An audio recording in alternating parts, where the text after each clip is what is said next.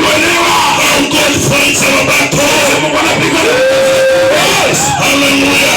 Amen. The people are fighting him. Watu waliokuwa wanampiga vita, They were underestimating him. walikuwa wanamdharau, They were displaying walikuwa wanamdharau because they never knew sababu hakujua this is a man of God. huyu ni mtumishi wa Mungu. Hallelujah. Amen. Listen to me. Nisikie vizuri. You cannot fight a man Huwezi piga mwanadamu or a woman ama mwanamke who carries Jesus. anabeba Yesu. Overcome that battle.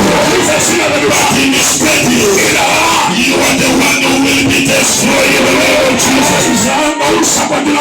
Hallelujah. Amen. So when Jehoshaphat heard that, Yehoshafati aliposikia hilo, he took it simple lightly. akachukua kirahisi. He prepared 3 days for fasting. Akaambia siku tatu za kufunga na kuomba. He told the people of Israel, Akaambia watu wa Israeli, the people of Jerusalem, watu wa Yerusalemu, and he told them, na akawaambia the battle is ahead of us, vita liko mbele yetu, and we are not afraid about that battle. tuogopi kwa ajili ya We vita. are ready to enter into that Tuko battle, tayari kuingia kwenye vita, and we are sure we will come out with victory. na tunahakikisha tutatoka na ushindi. Hallelujah. Amen. And then he told people, Akawaambia watu, let us gather here wote tukusanyika hapa, declare 3 days tangaza siku tatu for prayer and fasting. kwa maombi na kufunga. We are